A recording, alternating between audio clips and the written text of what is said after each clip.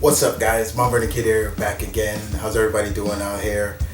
And today, guys, I'm also here to do another review on another show that I watched on Netflix, another anime. And it is the Onimusha anime series on Netflix, which came out, I believe, in November. I just want to give my quick thoughts on it and just wanted to say how much did I like it, did I hate it? Keyword, I did like it. I liked it a lot because it did something that Onimusha is famous for doing, especially for its protagonist. I'm a big fan of the franchise. I loved all the games that came out from the PlayStation 2, I believe, yeah. And then they did that remake, the up-to-date version of it. But I've always been a fan.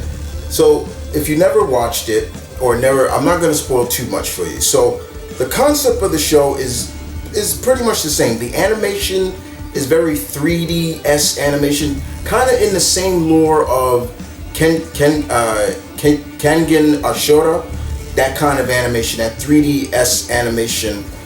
But it takes place in Japan. It is in Japan. And it focuses on not one of the protagonists from the game, but actually one of Japan's legendary swordsmen, Miyamoto Musashi. The legendary strategist and swordman, the undefeated. If you know that little bit of history, I do know a little history. He was undefeated, 61 duels and never lost one. So in this series, it's 8 episodes, and in the series, Musashi and several other samurai go on a secret mission to deliver a package to a monastery that happens, and this package happens to contain a gauntlet, which is known as the Oni Gauntlet. And on their travels, the samurai and Musashi are pretty much, he's older, he's not younger, he's older, so he's a little worn down, he's a little old, but his reputation precedes him because all the other younger samurai call him Sir Musashi and everything like that. And they go on their trip, and they find a lot of their opposition from the Genma and Oni and things like that. A lot of characters from Musashi's past comes. They meet a young girl whose village was destroyed. Do they fight zombies? They fight zombies.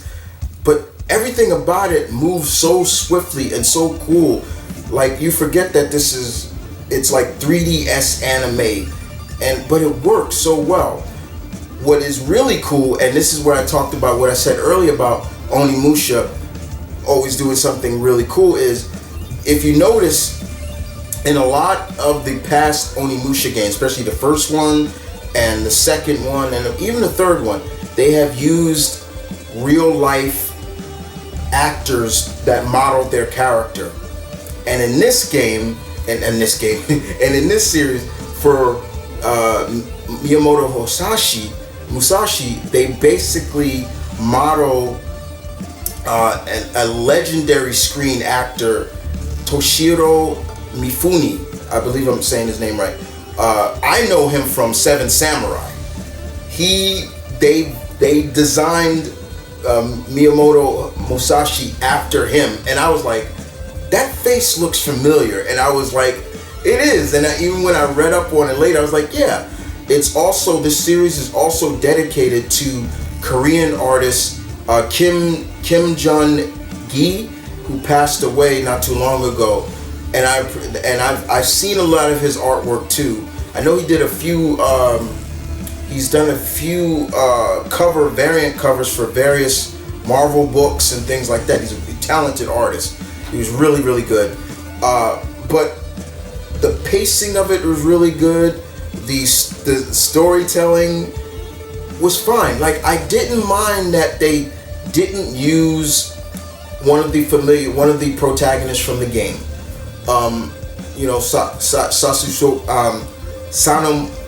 Sanosuke or anybody like that. I didn't mind that. Over time, you see Musashi he puts on the gauntlet, and that's when he starts hearing the Oni inside tell him, do this and do that, and kill the Genma and all that, and avenge us. There's even a point where even at the end of the last episode, we get to see him kind of in an Oni form, which is really cool. I won't spoil what it looks like, but it was really cool when he's fighting a rival of his that became Genma instead. So it was really cool. The pacing's really fast. Like, if you sit down, you binge watch these episodes real quick. There's 8 of them. It's really just, you'll get right through them. But over time, you'll see just what it just really kind of takes you back into a time when the sword ruled, especially in Japanese history, which I appreciate. I'm a nut for samurais. I'm a samurai nut. I love that stuff. I love that history of that time period in Japan. Whether it's the Edo period or before the Edo period, but anything like that, where you're seeing these guys who carry swords, and most of the time it is the sword that rules over gunpowder and things before gunpowder came into. But is it for kids? No, it's not. It's not for kids. There is a lot of blood, and it gets gory. There's some scenes in here you're just like, oh my god! Like, you forget that this is not for the faint of heart. So if you're gonna show your kids this, I'm warning you. You might terrify them. Don't do it. But outside of that, I loved it. I thought it was great. Thought it was fun. I love the dedication to the characters, all the designs of the characters, the zombies or the Genma, even to the voice acting. Like, I love that Miyamoto he had this very deep voice. So when he talked, and it's just really deep. Like, it really came on very deep. Like, you get this sense of this is a seasoned vet. That's the best way to describe it. And his counterpart, his companions, look up to him, but there's also a twist to it, which I don't want to ruin. But outside of that, fun series, loved it. Do yourselves a favor. If you're a fan of the Onimusha series for Capcom and things like that, check this out. You'll love it. And you won't even be like, I wish it was one of the protagonists from the games. When you understand, like, they used a real life legend in Japanese history to tell the story, and even modeled the face from another screen Japanese legend, you'll understand. Like I said, so rest in peace to Mr. Mifune-san, and of course to Mr. Kim Jong-ji, because this was dedicated to them. Outside of that, guys, hope you guys enjoyed. Take care. I'll see you guys next time.